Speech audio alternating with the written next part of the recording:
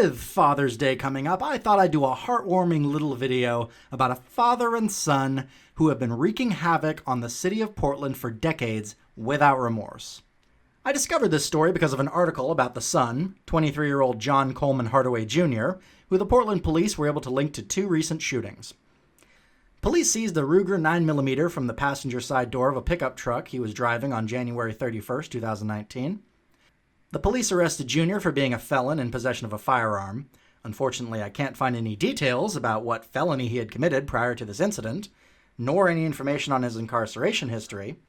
But the police then ran the gun and submitted shell casings to a national database maintained by the ATF, who matched the casings to a December 1st, 2018 shooting and a January 25th, 2019 shooting on North Willis Boulevard.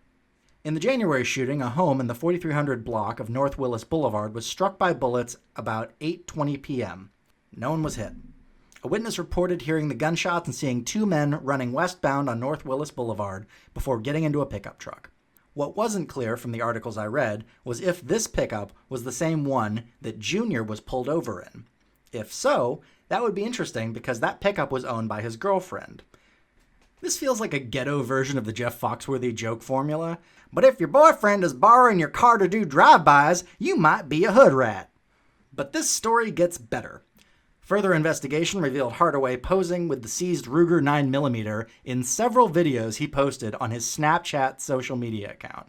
You gotta be dumb as a box of dicks to Snapchat videos of you holding a gun, which you legally shouldn't have as a felon, especially the same one you've been committing random shootings with. On a whim, just Googling John Coleman Hardaway Jr., I noticed articles about a much older guy named John Coleman Hardaway in the Portland area. Then it dawned on me. These guys have to be related, right? Jesus, Maxine Bernstein, reporter at large with the Oregonian. You didn't think to mention Junior's criminal history or that his dad murdered 2 people in the area? You wrote the article about his dad, for fuck's sake. How did you miss this? As far as John Coleman Hardaway Sr.'s story goes, Daddy Dearest shot a man in Portland in the face in 1996. Rather than risking being found guilty of murder, he pleaded down to first-degree manslaughter. Remember, kids, you can't spell manslaughter without laughter. And served 14 years in prison. Then, a year after he was released, he beat his girlfriend to death. A neighbor told police that she had heard him beating her, choking her, and his girlfriend screaming no for a full 30 minutes before the neighbor finally called the cops. From what the cops could tell when they got there, the thing that finally killed her was Daddy Dearest throwing her onto a coffee table, causing blunt force trauma to her head. Then he took the broken legs of the coffee table and continued to beat her with those. Wouldn't that be the most brutal Mortal Kombat fatality, by the way? She died 8 days later of subdermal hematoma. When the police took Hardaway Sr.'s blood alcohol content, it was at 0.23%. At the time of the beating, it was estimated to be fully 0.3%. That's well over 3 times the legal limit of intoxication for driving. Hardaway's attorney argued that with him being in an alcohol-induced blackout state, there was no actual way to prove that he intended to kill his girlfriend, or, I guess, ex-girlfriend at that point. Given all that, there was a possibility a jury wouldn't convict Hardaway of aggravated murder, but might convict him of manslaughter. Because Hardaway agreed to plead guilty to that very offense in the second degree, the outcome would be the same, the family of the victims reasoned.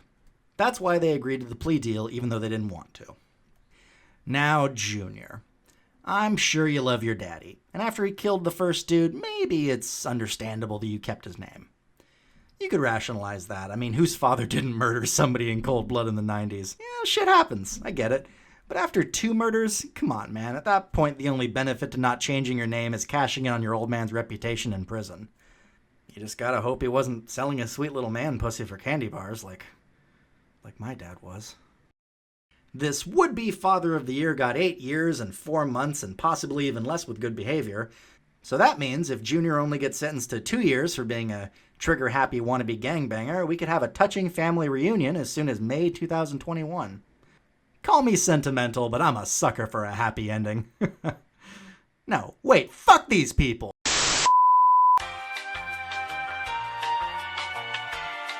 And Oregonian reporter at large Maxine Bernstein, again I say, your article about the son made no mention of the father's criminal past in Portland. despite the fact that you yourself wrote about that neighbor who waited until daddy's girlfriend was beaten to death. Your article also didn't ever explain what crime the son had been convicted of, or if he followed in his dear old dad's footsteps, pled down the charges for, that made him a 23-year-old felon who shouldn't have had a gun in the first place. I mean, I'm just a humble YouTube video making shitheel with no background or education in journalism who has to work a 9-to-5 blue-collar job and do this shit part-time, so don't let me tell you how to do your job. But I found out about the dad in 10 seconds of Googling, and there's really juicy bits to this story that you're just leaving unscooped.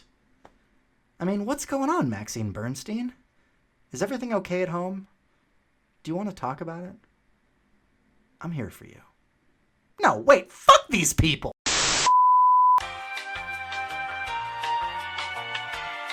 Who knows what evil lurks in the hearts of men?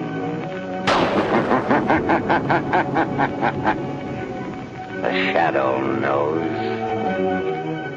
Hi guys, Media Shadow here. I'm trying to grow the channel and hopefully get more than one video out a week. So if you like what you've seen, please give me a like, subscribe, share, or drop me some coin on Patreon. I've left a link in the description of the video. Thanks! You just gotta hope he wasn't selling his sweet little man pussy for candy bars like my dad was.